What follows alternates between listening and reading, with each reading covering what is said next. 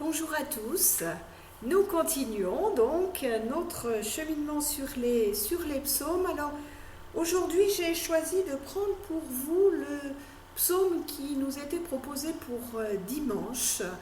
Voilà, envie de le partager avec vous dans la mesure où nous sont donnés pour 4 voire 5 jours une étude du psaume 119 qui est le plus long évidemment de tous les psaumes, donc je pense que je ne le ferai qu'en 2 fois et pas sur 4 ou 5 jours. Mais le psaume qui nous est donc proposé, qui nous était proposé dimanche, est un beau psaume, c'est le psaume 33 qui mérite absolument d'être traité, donc toujours en m'appuyant sur les commentaires des pasteurs Maillot et Le Lièvre et du Père Vesco. Donc je vous invite bien sûr à prendre connaissance de ce psaume 33, donc 32 dans les éditions et numérotations catholiques.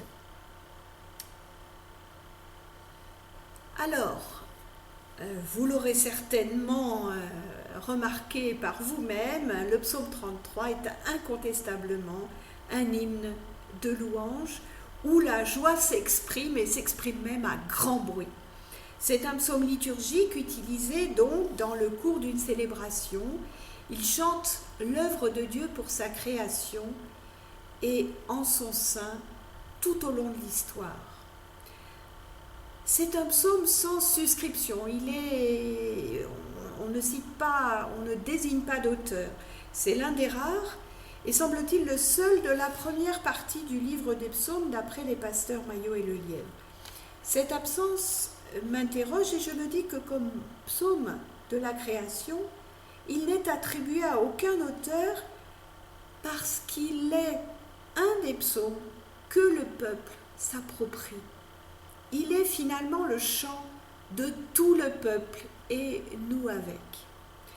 Son utilisation partielle lors de diverses occasions de la tradition juive le montre. Comme chant, il serait contemporain de la mise par écrit des récits de création. Oserais-je dire qu'il en est peut-être l'expression lyrique, en tout cas de Genèse 1.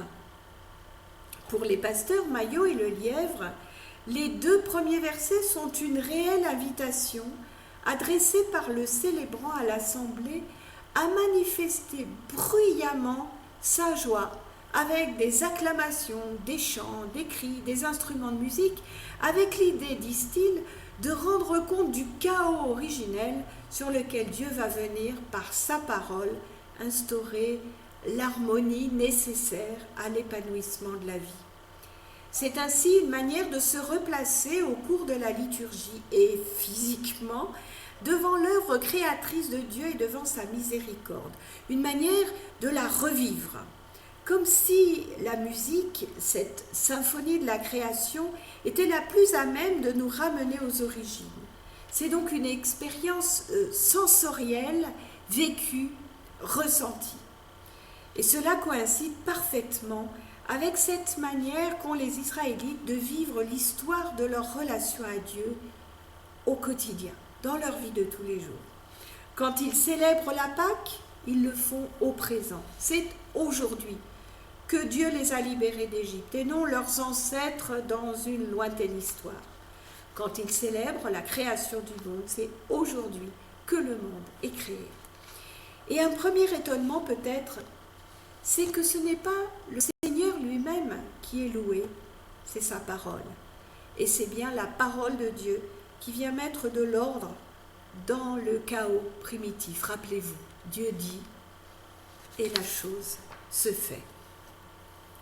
Voilà l'occasion de prendre conscience d'un aspect très important de la relation des Israélites à Dieu. Ils sont très méfiants, avec juste raison me semble-t-il, à l'égard de toute description de Dieu en soi. Vous vous rappelez l'histoire du buisson ardent, Dieu ne donne pas véritablement un nom à Moïse, son nom. Il donne un peu son plan de route, je suis qui je serai, ce qu'on traduit par l'Éternel, mais là on l'enferme. Ce qu'il loue, c'est Dieu, certes, mais dans sa relation au monde. C'est ce qu'on appelle sa médiation. Et dans ce psaume, nous trouvons comme mise en valeur et louée justement 3 médiations possibles de Dieu. La première, donc nous l'avons déjà vu, c'est sa parole. La deuxième médiation, nous le verrons au verset 10-12, c'est son plan pour l'homme, son dessein. Et nous y reviendrons. La troisième médiation, c'est la vue. Dieu voit son peuple, il voit le monde. Ce sont les versets 13 à 15. Mais revenons à la parole de Dieu. Elle crée, elle ordonne, elle maintient, elle vivifie et elle sauve. Même les cieux et leur armée sont son œuvre. Une petite pierre là jetée dans le jardin des voisins mésopotamiens et autres qui considéraient les astres comme des dieux. Comme le rappelle aussi le texte de Genèse 1, eh bien non, les astres ne sont que des créatures comme nous, pas plus. Peut-être une bonne chose à nous rappeler encore de nos jours, alors que certains de nos contemporains, dans leur désarroi devant le monde, devant son état, cherchent continuellement à connaître leur avenir, dans les astres par exemple, avec le risque de se trouver complètement liés par ce qui leur est annoncé et aussi à celui qui le leur annonce. Pour le psaume, pour les Israélites, c'est aujourd'hui que se vit notre existence et pas en se projetant sur demain. Un lendemain pour lequel le Christ nous rappelle qu'il y sera à nos côtés tous les jours. C'est donc pour nous un appel à la confiance. Après les étoiles, notre psaume nous dit que Dieu s'est occupé de l'eau. L'eau pour les Israélites de ce temps-là, nous l'avons déjà noté, c'est l'ennemi, synonyme de mort. Or, Dieu, par sa parole, dompte les eaux. Il les range, il les rassemble. Les eaux du haut qui désormais donneront la pluie par les fenêtres du ciel, les eaux du bas qui alimentent les sources. Représentez-vous la terre telle que les Israélites de ce temps se la représentaient, un disque recouvert d'une voûte dans laquelle il y a des trous, donc c'est là, quand les trous s'ouvrent, eh bien, c'est la pluie. Et sous le disque, il y a 4 piliers avec les eaux d'en bas. Et donc, c'est ces eaux d'en bas qui remontent et qui donnent les sources. Et quand il y a inondation, c'est que ça pleut trop par en haut et ça remonte trop par en bas. Voilà, c'est une compréhension des choses, avec cette voûte à laquelle les étoiles sont aussi attachées. Dès lors, ces eaux deviennent bienfaisantes. La parole de Dieu est donc capable de transformer une substance mortifère en quelque chose de bienfaisant.